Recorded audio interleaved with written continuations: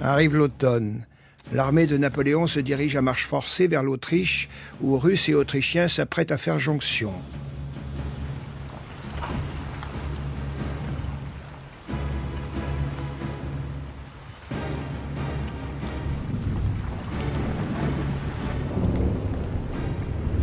Les deux armées coalisées ont une supériorité numérique énorme, près de 2 pour 1.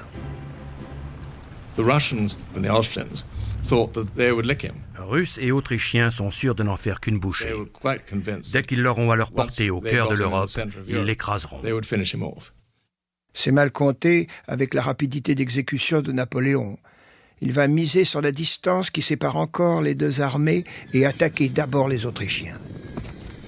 Il franchit le Danube pour prendre à revers l'armée du général Mack à Ulm. Coincé contre le fleuve, celui-ci décide de faire face et il est encerclé. Les Français font 27 000 prisonniers, une armée entière, la moitié des troupes dont dispose l'Autriche.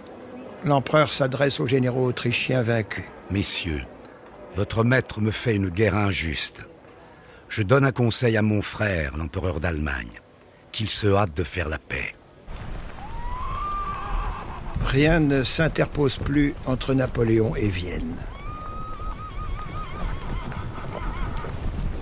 J'ai été, ma bonne Joséphine, plus fatigué qu'il ne le fallait. 8 jours, toute la journée, l'eau sur le corps et les pieds froids m'ont fait un peu mal. J'ai rempli mon dessein. J'ai détruit l'armée autrichienne par de simples marches. Adieu, ma Joséphine.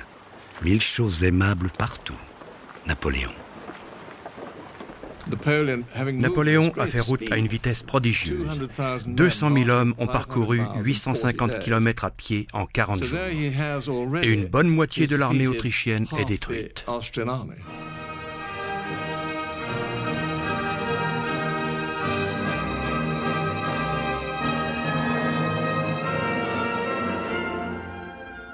Le 14 novembre 1805, Napoléon entre dans Vienne que François II a fui à la hâte.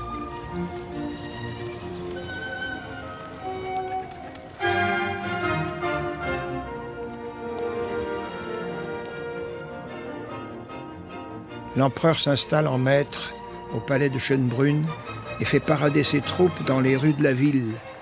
Il est la liberté triomphant de l'autocrate autrichien. Mais le charme est rompu. Ceux qui ont porté au nu le premier consul dénoncent aujourd'hui le tyran. L'empereur Napoléon n'est rien d'autre qu'un mortel ordinaire. Il piétine les droits de l'homme et il est devenu un despote. Ludwig van Beethoven. Lorsque Napoléon a décidé de se faire empereur, Beethoven a dénoncé en lui le personnage finalement vulgaire qui faisait comme tout le monde et qui s'abaissait en somme au niveau d'un souverain ordinaire. Beethoven se prend à regretter d'avoir dédié à Bonaparte sa 3e symphonie et il efface lui-même de la partition le nom du premier consul.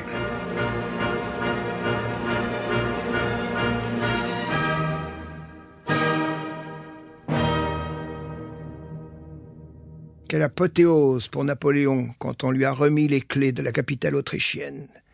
Mais ce triomphe était une victoire à la Pyrrhus. La France subissait au même moment une défaite aux conséquences incalculables. Le 21 octobre 1805, l'amiral Nelson a remporté à Trafalgar une bataille navale décisive contre la flotte franco-espagnole. Nelson mourra au combat, mais si l'Angleterre a perdu le plus grand de ses marins, elle a établi ce jour-là une suprématie navale que la France ne sera plus jamais en mesure de lui contester.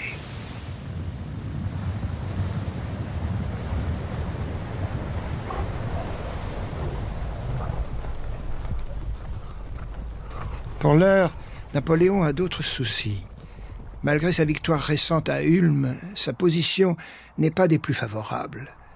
Isolé au cœur de l'Europe, il risque d'être victime de l'audace même dont il a fait preuve. L'hiver arrive, on est en novembre, il fait froid. La population tout autour est hostile. Les Russes seront bientôt là pour appuyer les Autrichiens.